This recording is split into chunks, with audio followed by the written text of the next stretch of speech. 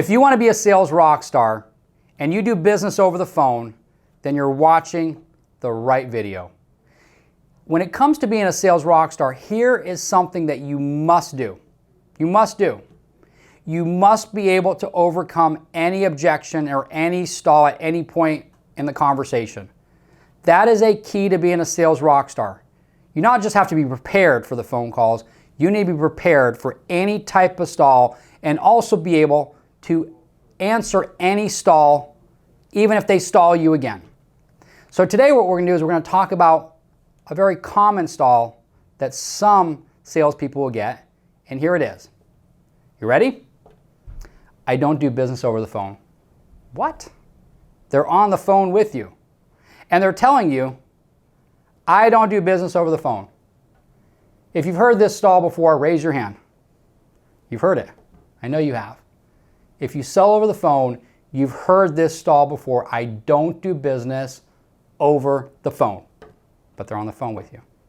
But before understanding how to respond to this stall or objection, you must not view this as the customer trying to get into an adversarial approach with you. See, most prospects who have used this line know that most salespeople are going to do one of two things. They're going to either fold or they're going to get adversarial back at them. Never, ever get adversarial or think that this is a stop statement. The prospect did something. What did they do? The prospect made a conscientious decision to do what? Answer the phone. Now the rest is up to you to make them feel comfortable enough to actually continue to talk to you. See, here's the secret. The secret is that most prospects that say that they don't do business over the phone are actually the ones that are easily influenced to buy. I just gave you a huge sales tip right there. Let me kind of repeat that so it really sinks in.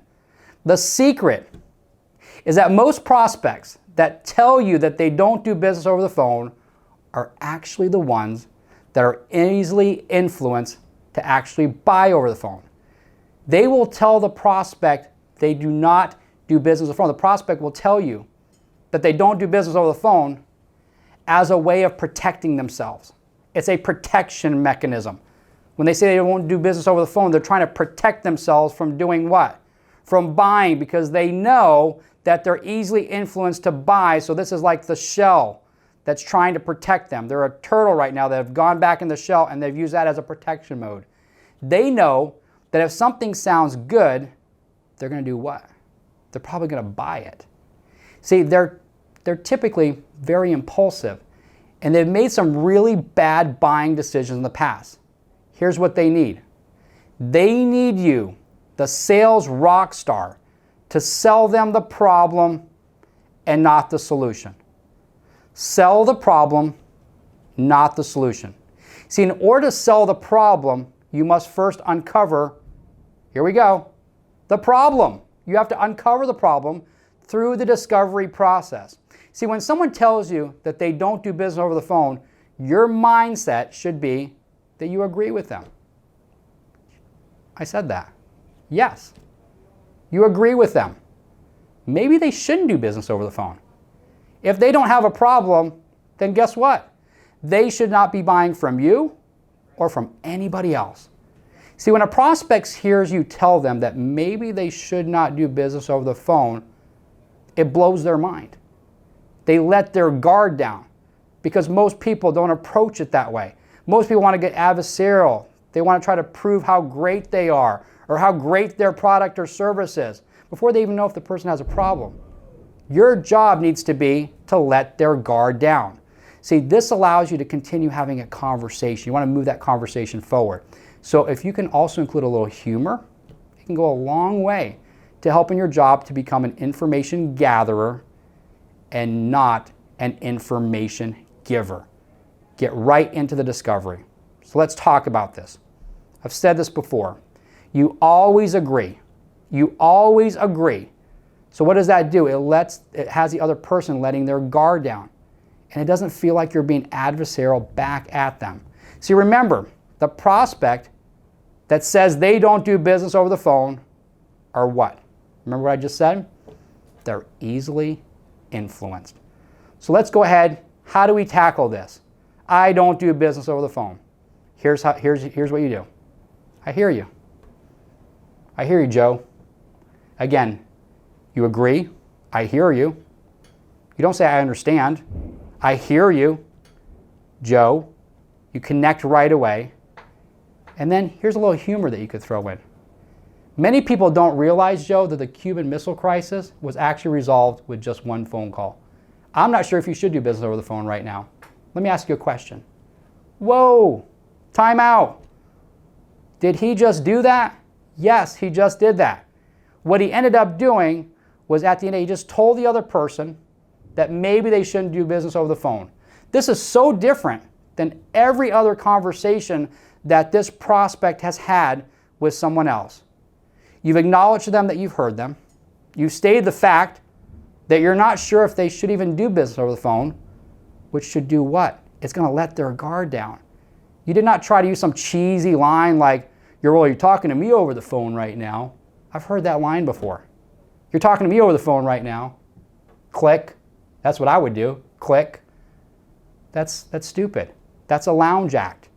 Instead, what you did was you deflected and you used a little humor. See, this will typically work and it'll get the potential prospect talking to you because you did something so different than everybody else out there. You agreed with them and are not trying to provide a solution right away without finding out the problem. So that will typically work and it'll advance the conversation for you. That's all you're wanting to do right now is advance the conversation. But we've talked about this before. What if that doesn't work? What happens if the prospect tells you, I really do not do business over the phone. I only will do business in person. So you have to be prepared for the stall after the stall and the stall after the stall because that's how you get better and that's how you become an absolute sales rock star. Do you want to know how to respond to this? I really don't do business over the phone. I only do business in person. Okay, I'm so sorry. Let me go ahead and hang up the phone right now. Hope you have a great day. No, you don't do that. A sales rock star doesn't do that because they know the other person on the phone probably has a problem. They probably need some help. They answer the phone, which at that point, all bets are off. So here's how you approach it. You have to use emotion. You have to get emotional. I hear you, Joe. There's a big problem with those that don't do business over the phone. They don't get me. If you would be so kind to give me an opportunity, you won't regret it. Let me ask you a question. See, what you're trying to do is you're trying to appeal to their emotions and create a likability factor about you. You want them to feel like if they don't give you an opportunity, they're going to be missing out on something. See, people respond emotionally. I keep saying this, never forget that. So many sales agents get stuck in the world of a lounge act or an opening act because they think that they always have to appeal rationally or logically to someone. That doesn't work. People respond emotionally. When the heart feels the emotions, it responds. Never forget that. I understand that those that say that they don't do business over the phone are just trying to protect themselves from doing business with a lounge act. You must appeal to the prospect's emotions so that they end up feeling bad for not giving you an opportunity. You want them to feel so bad about not wanting to continue the conversation with you that guess what? They continue the conversation with you. You want them to feel like they're missing out by not choosing you. Here's something that a sales rock star does, is they sell themselves. So here's my advice to you. Go out and sell yourself. Be a sales rock star.